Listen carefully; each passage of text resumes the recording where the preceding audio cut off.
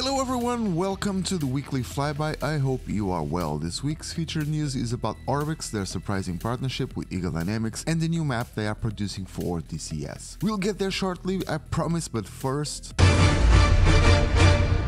Helisimu France has released their AS350B2 to the public, and they are open to having the community working on the project. Real-time commitments very often don't care about our hobbies and passions, and that seems to be what's happening with this project. The team, or more exactly its member Puppy, has decided to release the AS350B2 project in pre-alpha, which is currently in version 0.0.61, since he is lacking the time to continue working on it. With this release, he is also letting the community know he is open to having others working on it, so if you are up to grab this project and help make it a reality, here is your chance. You can download the helicopter right now as it is, and if you are up to make it happen, contact Puppy on the .org forums. Check out the links on our website, you can find where in the video description.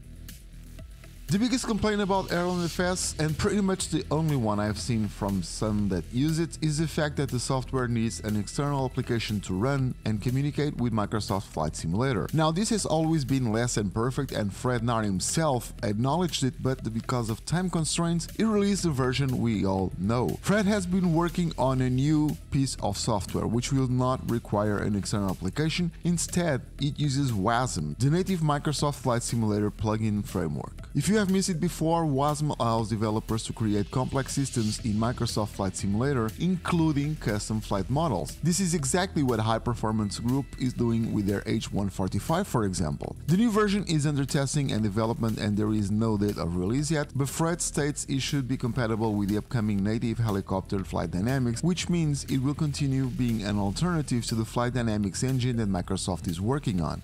Eagle Rotorcraft Simulations hasn't finished their Bell 505 for FSX yet, but George Arana, the man behind it, decided to push it out as the project is progressing slower than anticipated. Note that the helicopter is not finished and George has a lot to do on it, but he probably won't be able to do anything within the next couple of months or so, maybe even more. One of the things he told us was that the VC for the base model is the same for all models, including TV and police, and that he will at some point make dedicated VCs for those models. George also indicated that coding and sounds are not complete yet. You can get the Eagle Rotorcraft Simulations Bell 505 for FSX at Simviation and AVSim.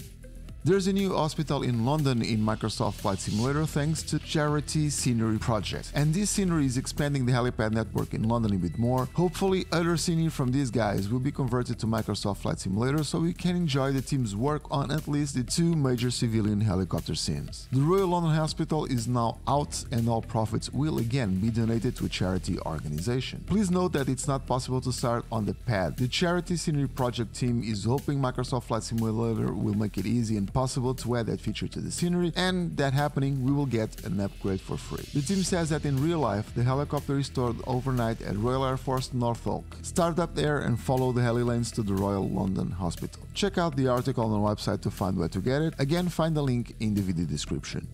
This is actually old news as this stream went live already. We joined Orbx in their commemorating of Fly July and we gave away some cool prizes. A couple of years ago, making this a third year, Orbx started a Fly July initiative where during the month of, well, July, the company partners with community members and entities to commemorate the passion for flight simulation. There are always a lot of events going on, and this year it wrapped up with our event, a flight over the city of Melbourne, Australia. The event served as a way to show their product, the Landmarks Melbourne City Pack for Microsoft Flight Simulator, fly with the community members and have a live chat with those that joined us through Discord and YouTube. During the stream, we gave away 5 Orbx products of the winner's choice, plus 5 Volanta Premium subscriptions for 6 months. The sim of choice was of course Microsoft Flight Simulator, and I flew around the High Performance Group H145, which I mentioned recently has a much better flight dynamics, so this was also an opportunity to get some flight time with it. It was an absolutely amazing experience, lots of people joining the chat and the flights. It was just fantastic.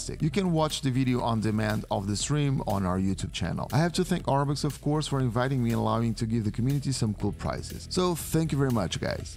In a rather surprising announcement on their Facebook page, Eagle Dynamics indicated they have partnered with Orbx and they are working on the new map for DCS. If you don't know who Orbx is, which is normal if you are not a civilian sim fan, you'll be happy to know they are quite an established and veteran company in the simming world with dozens of amazing high-quality products for sims such as FSX, P3D, xplane, and Microsoft Flight Simulator. Orbx is developing the Kola Peninsula in the extreme northwest of Russia. The territory is located almost completely inside the Arctic Circle and is bordered by the Barents Sea to the north and the White Sea to the east and southeast. The biggest city with a population of around 300,000 residents is Murmansk. This is great news for DCS as we hopefully will see more maps coming out in the future.